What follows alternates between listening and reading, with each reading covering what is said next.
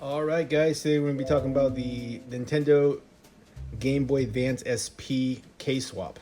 So, I got a pretty cool case. Shout out to the guy that sells them on Etsy.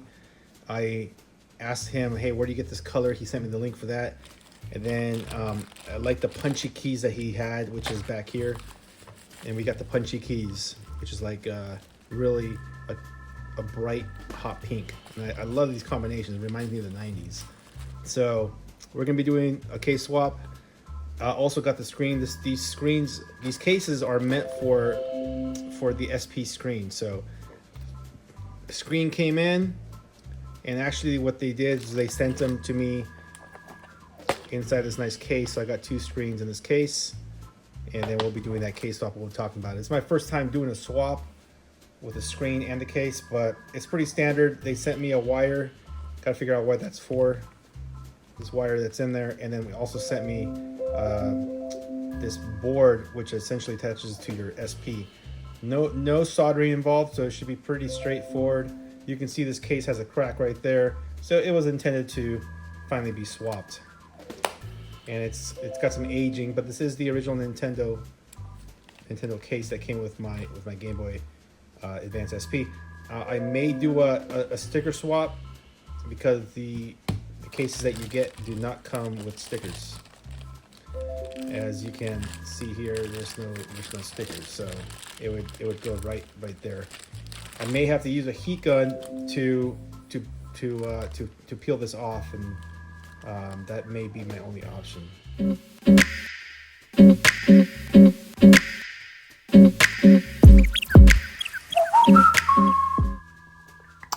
So a big part of this portion right here is just having the right tools. If you get a screen, they usually give you the right tools. And the other part is patience.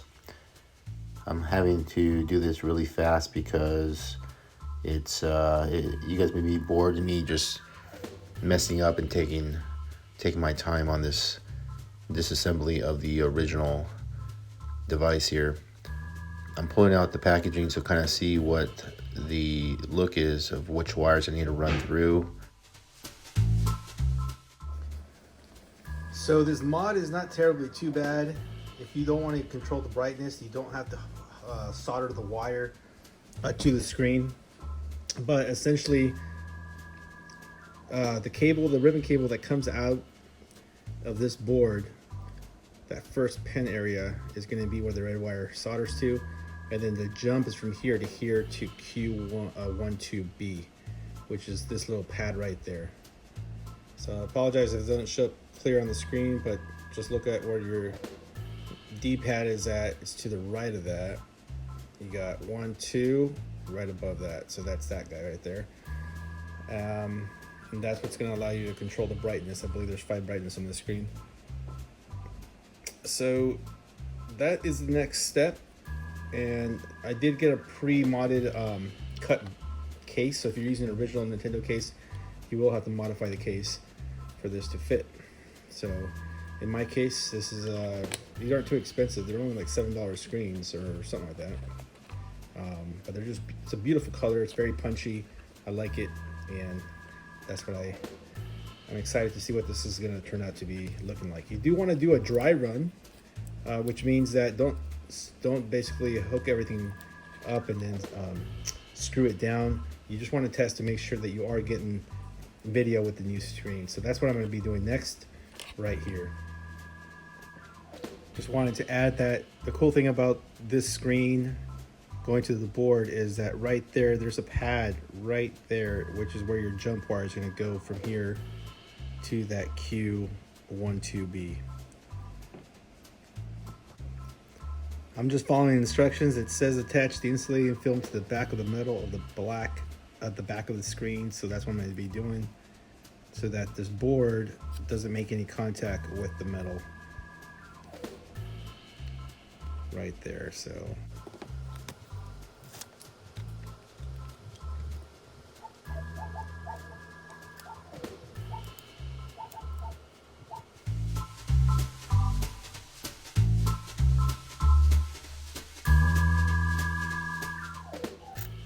So right here, I'm actually just taking apart the original case screen so I can study the way they moved the wiring in for the actual old screen so I can duplicate it with my system. It's not really talked about in the video or instructions, but I'm gonna put some double-sided tape so that this board is attached to the screen. Just some double-sided tape right here will take care of that. That way it's not just kind of flapping around, if that makes sense. Just like so. You'll see that there, and then we can good to go right there. And place it right there. And it stays very nice.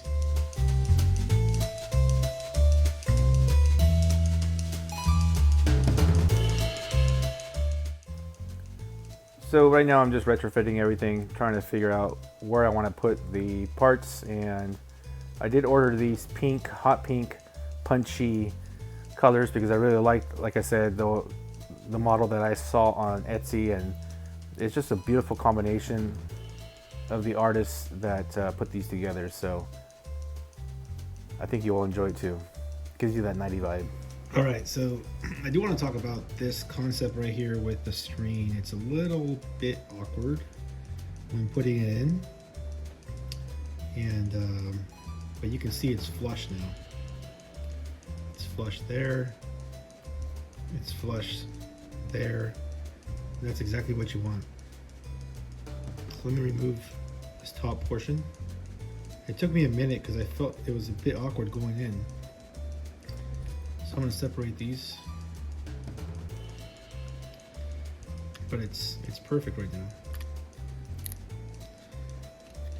So you're going to see that board, that digital board sticking out right here on the left hand side, and it looks a bit awkward because it's sitting just above the plastic ridge here. So I was like, shoot, do I need to cut that or what? And no, that's just the way it's going to sit. As a matter of fact, when you look at your cable here that's coming down, you want to make sure that notch, that cable is flush right in this notch area. You can see it's notched right there.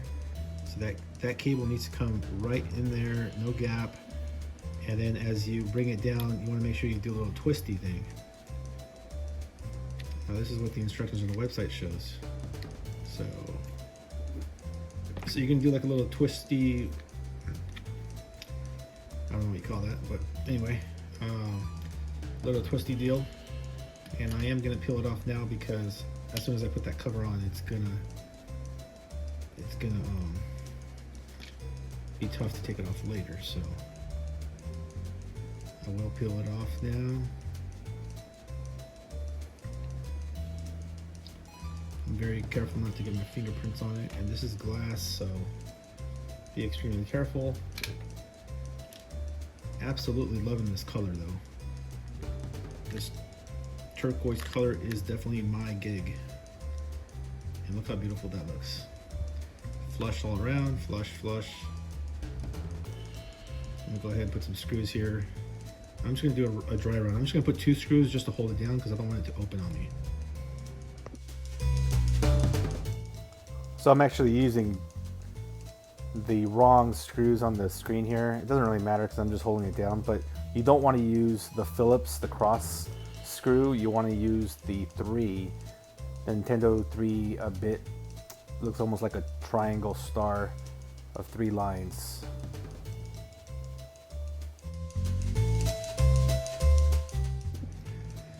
A quick note on popping out these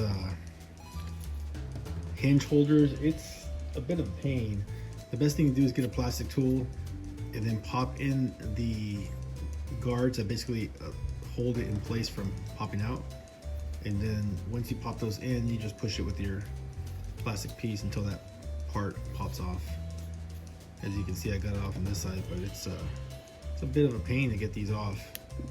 As soon as you get one side off, this is what it's going to look like. Like I said, it's not the easiest portion to pop out.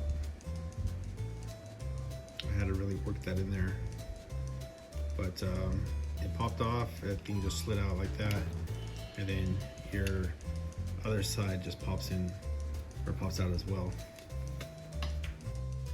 All right, it's very important that you put your hinges. I'm replacing my hinges with the clear turquoise caps. So these are very much, it's just a slide-on situation. You can see a notch there, and that notch does not let you go anywhere else. You do that for both sides. Now mine are black on one side and gray on the other. So I believe my black is on the left and my gray is on the right.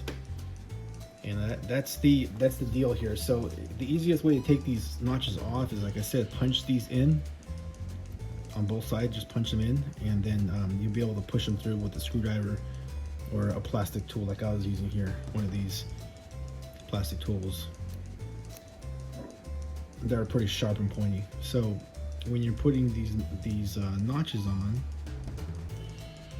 you want to make sure that you don't lose your stuff. I probably should have done this, now that I think about it, prior to adding all my components, but since we're here, you just want to make sure that you have an open angle, and then you can see inside there.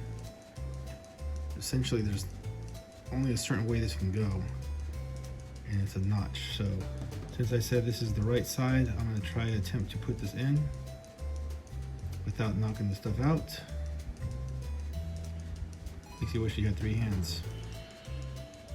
Again, maybe the best solution is to do it without putting the stuff back in. There it goes, it's just starting to fit in place. It can only go one way. There's that side. Now I'm working my way to the other side.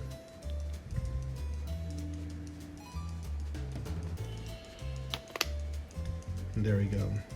I'm going to test this out, see if it closes. So far so good. The clamshell is closed, flush, and that's where you need to be, right there. Nice and beautiful. So now I'm going to test the screen out, do a dry test before I screw everything down. You can see on my screen side, I just put 1, 2, and 3 screws there. I haven't put all the screws in yet because I wanted to make sure this is going to work out.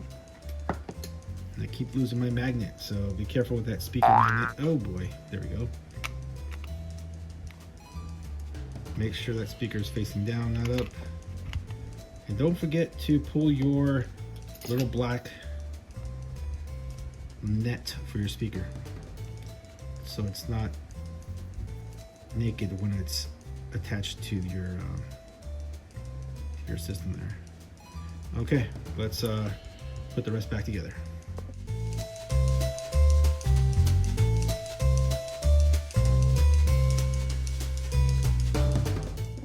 All right, moment of truth. Putting the battery in, popping a game in,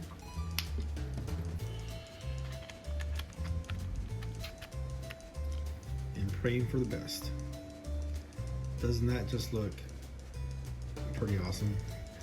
Well, at least for me, it's one of my favorite color styles. I haven't put the cover there, so it's gonna look funny, but look how beautiful this is. Absolutely love it. So be careful not to open the wrong side because the clam is actually below that. There we go.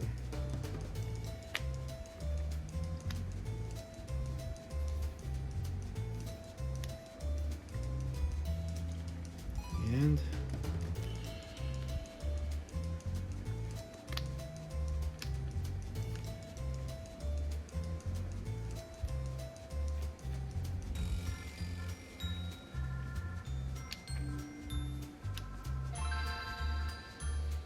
well, we got sound, so we know it's turning on. I got no screen. It's probably because that got pulled right there. So make sure to do it again. Okay, finally got the cable. You can actually see right there. You want to make sure that your cable is inserted all the way. And let's power it on. Success. I have no sound because my speaker is not in right now. It fell off, you can see right there. But look how beautiful that screen is. Oh, the clarity is just amazing. I'm excited.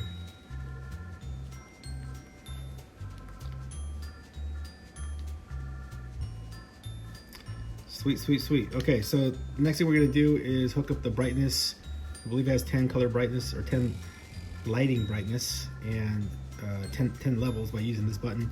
So we're gonna run a wire, as I mentioned earlier, this red wire that it came with from that location right here on that video cable, screen cable right there to the location that we talked about earlier.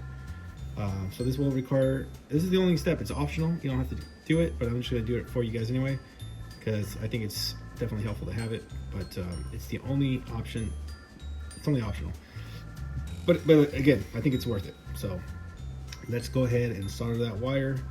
I'm gonna throw a little bit of flux so it catches on that copper really nice. A little bit of flux, and then a little bit of solder on my tips on my wire, and maybe cut down the wire because it's a little bit too long. I just need it to jump from here to here. So I'm gonna put this in super pursuit mode and you'll see it right now.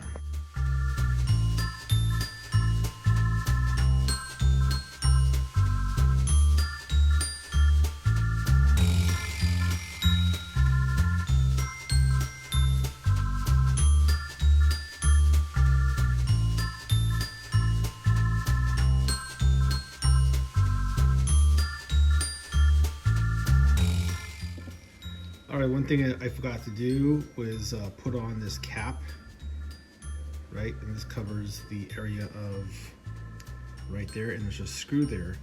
So part of the challenge is that screw is where my cable's at.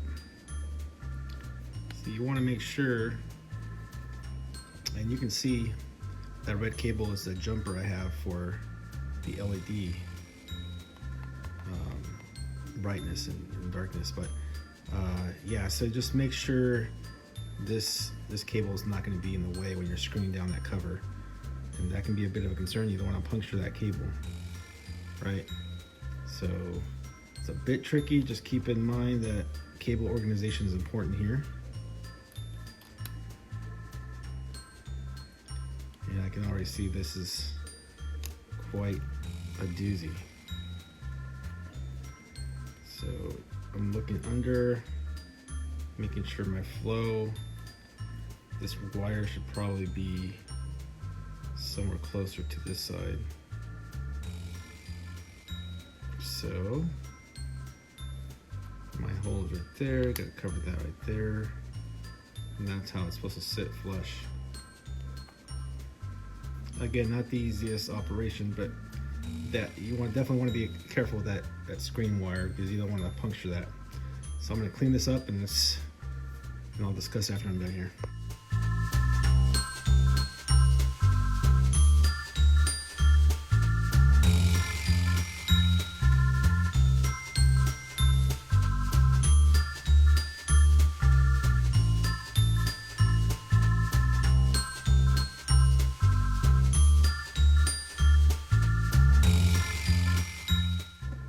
All right, new screen is in, moment of truth.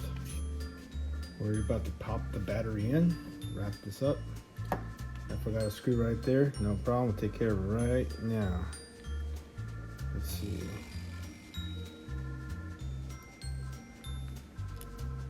Helps to have tweezers when you're doing these projects. I won't cap off the screws yet, but I know I gotta do that eventually.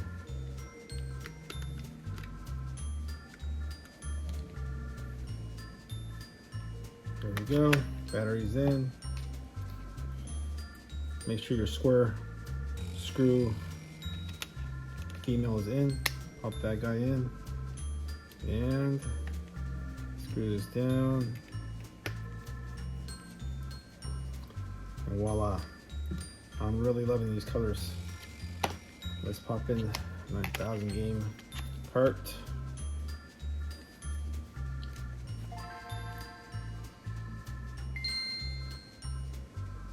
Sound is working. Look at that beauty. Let me kill the light real quick.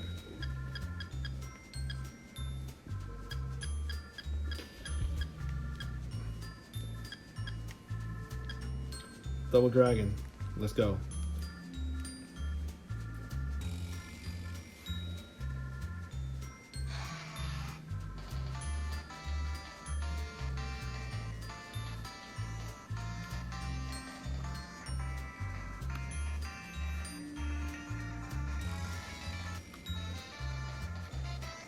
Beautiful. Last but not least, I'm gonna transfer this guy the logo later for the serial number portion from my old case, but put on the Nintendo decal and we're good to go. That's a wrap.